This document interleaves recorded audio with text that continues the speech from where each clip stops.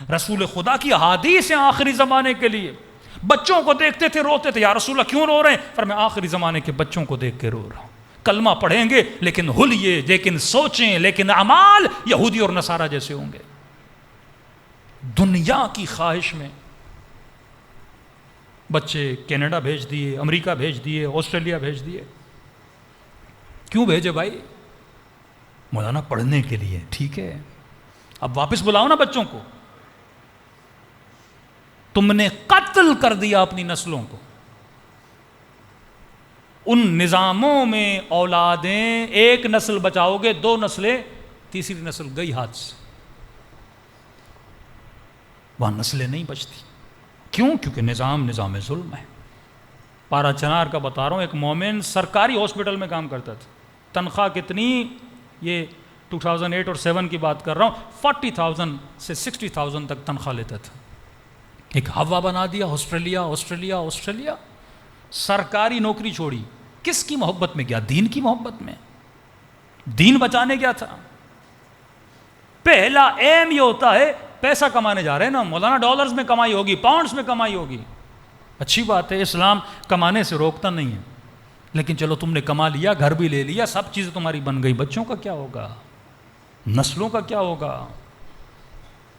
جس معاشرے میں اسکول میں پابندی سے بولا جائے کہ بچے کو یہ سکھاؤ, مرد مرد سے شادی کر سکتا ہے, عورت عورت سے شادی کر سکتی ہے, جس کے کلاس میں اگر وہ 1 ہے تو 24 بچے وہ ہیں جو زنا زادے ہیں, جس کی ٹیچر وہ ہے جو ہفتے میں سیٹرڈے اور سنڈے کو شراب اور زنا اور سور کھاتی ہے.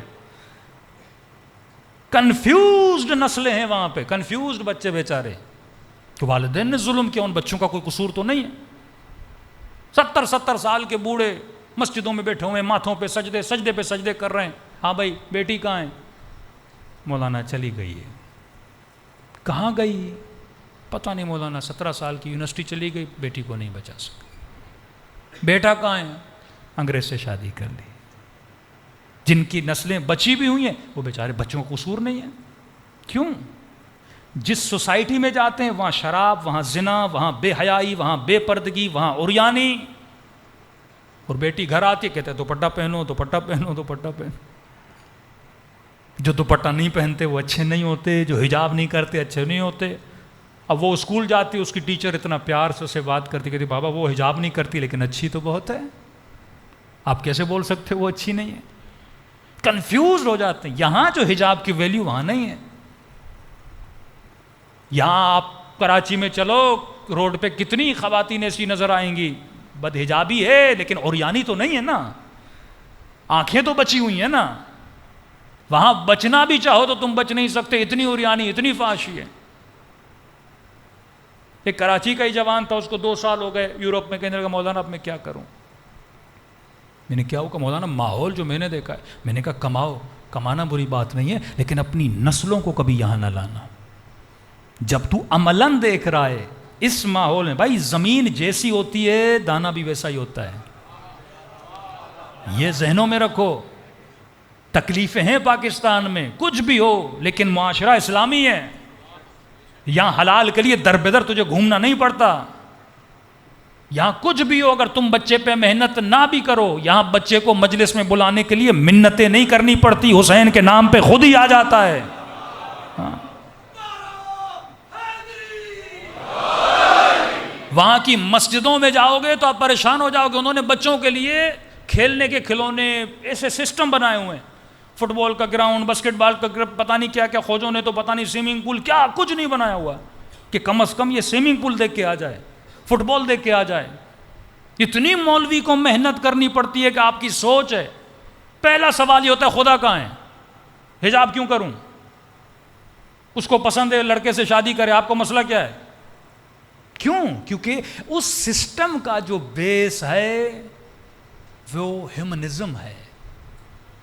اس کے جتنے قوانین ہیں وہ انسان کے لیے بنے ہیں. اب اس پہ غور کرنا. اور اس کی نظر میں انسان روح نہیں ہے, بدن ہے. اسلام میں بھی جو قوانین ہیں وہ انسان کے لیے. انگریز بھی کہتا ہے ہم نے جتنے قوانین بنائے انسان کے لیے. اب انسان کی ڈیفینیشن آپ کے لیے اور ہے, اس کے لیے اور ہے. وہ کہتا ہے انسان بدن ہے, مولا فرماتے ہیں انسان روح ہے، وہ جب بدن کہتا ہے وہ بدن کی ڈیمانڈز کو پورا کرتا ہے، آپ جب روح کہتے ہو آپ روح کی ڈیمانڈز کو پورا کرتے ہو۔ اس کے لیے زندگی 60-70 دی اینڈ ہے، آپ کے لیے موت اینڈ نہیں اسٹارٹ ہے۔ ہماری زندگی تو شروع ہی تب ہوتی ہے جب موت آتی ہے۔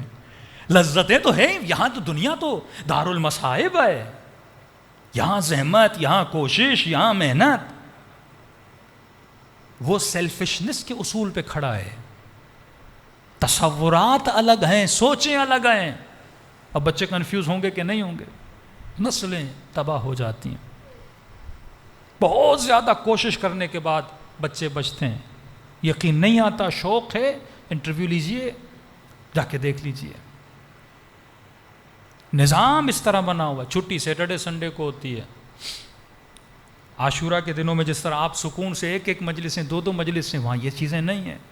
صبح سے شام تک مشین کی طرح کام کرنا پڑتا ہے، پیسے درختوں پہ نہیں لگے، گھر مورگیج پہ، گاڑی مورگیج پہ، ہر چیز آپ لیتے ہو بینک سے، پھر 25 سال 26 سال ان چیزوں کو اتارنے کی کوشش کرتے ہو، اور جب بندہ ساری محنتیں کرنے کے بعد بوڑھا ہوتا ہے، نہ بیٹی اس کے پاس ہوتی ہے نہ بیٹا اس کے پاس ہوتا ہے، نہ حجاب باقی رہتا ہے نہ غیرت باقی رہتی ہے، پھر انسان کو کمپرومائز کرنا پڑتا ہے۔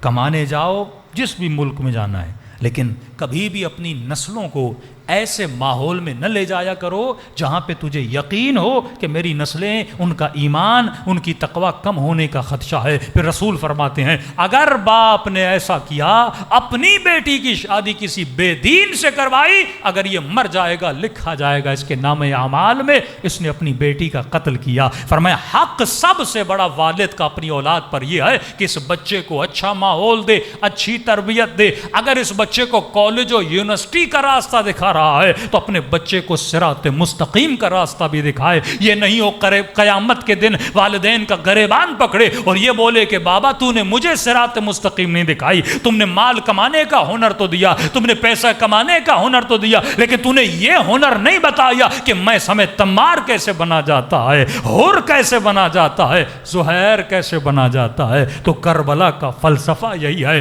ایک طرف عاشق دنیا ہے، دوسری طرف عاشق عالم برزخ ہے۔ یہاں تو اپنی برزخ بنانے کے لیے آیا ہے۔ پیسہ کمانا جرم نہیں ہے، لیکن پیسے کے لیے اپنی آخرت کو تباہ و برباد نہ کرنا۔ پورا پلان بنانا، شادی کا مقصد نسلیں آئیں، نسلوں کا مقصد ایسی نسلیں بناؤ جو امام زمانہ کی خادم بنے۔ صلوات پڑھے محمد و آل محمد۔